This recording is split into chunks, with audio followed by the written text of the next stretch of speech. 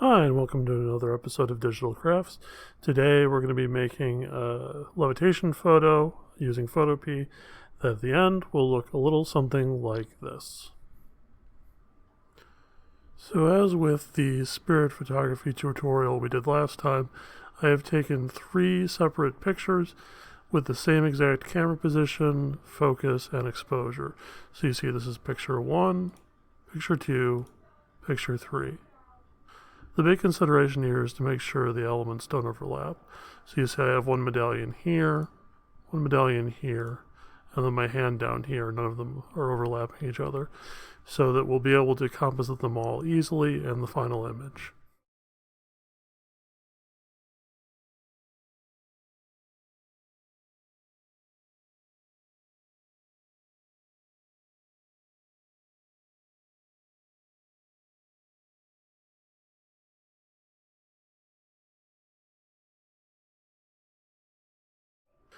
For more discussion about the particulars of what we did and the setup we used with the little holder, please see the spirit photography tutorial. Okay, so the first thing we're going to do is go to photopea.com and select Open from Computer. Then we're going to load in our background plate, go up to File, Open in Place, the first other layer, and then File, Open in Place, the second other layer. Next, we're going to go ahead and go over to the eraser tool right over here. Increase the size of it so we can work a little more efficiently. And then it's going to require us to rasterize the image to actually erase. And then we're just going to erase the parts of the frame that are going to overlap what we eventually want to do. So we want to get the other medallion here, and I'm going to disable seeing the other layers here real quick, and we'll just get this stuff up here also. Alright, so we're going to go ahead and go down to the second layer here and do the same thing. And again, we're going to need to rasterize and just basically erase everything we don't need.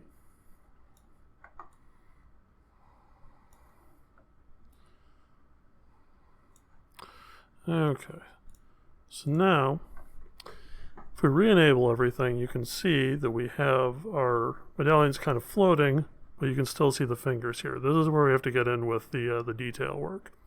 So the way you zoom in Photopea is hold down the Control key and hit the plus sign, like so. And then the way you scroll over in Photopea is hold down Control and then scroll the mouse wheel up or down.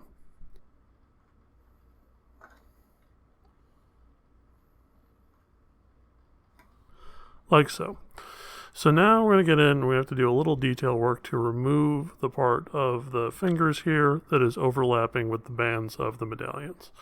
So just to make this a little simpler, we're just going to isolate on one layer at a time and make sure that you also have that layer selected here. I'm going to decrease the size of the brush, and then we're just going to go in here and erase. And like so.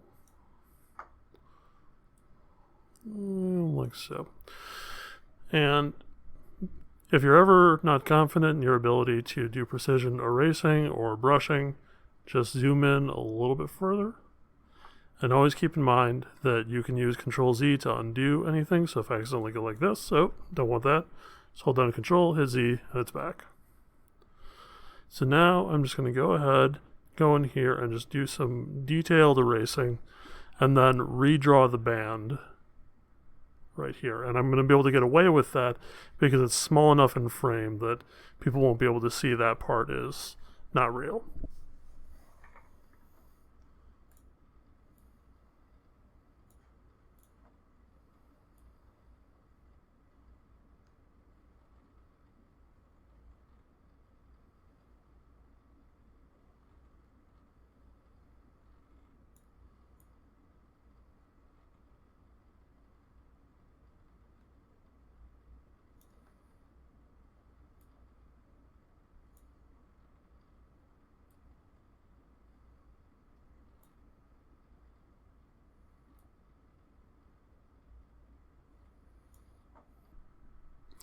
Okay, so now I'm going to go over and select the eyedropper tool right over here to get a sample of the color of the band. So we're just going to go right down here and click, and you see my active color right here changes to a very dark brown, kind of a dark reddish brown. Then you go ahead and go to my brush tool here. I'm going to make that a little bit smaller and lower the opacity so I'm not making real drastic moves here. And then we're just going to draw in the band like so. And then we're just going to go over it, back and forth a little bit.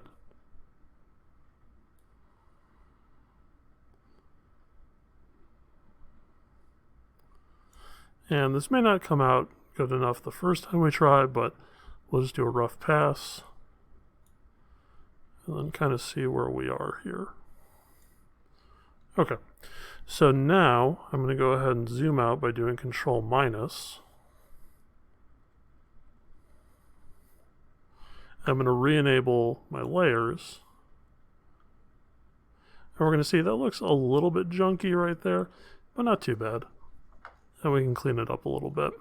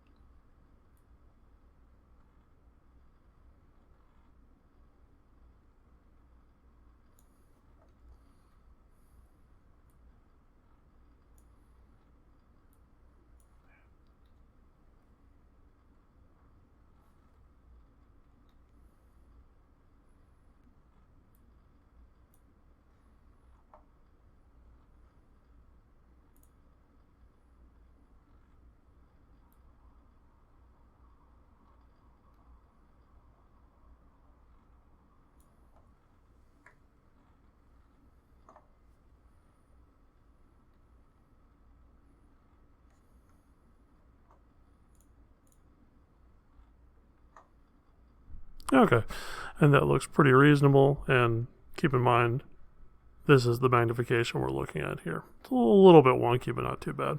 So now I'm going to repeat that process with the other one.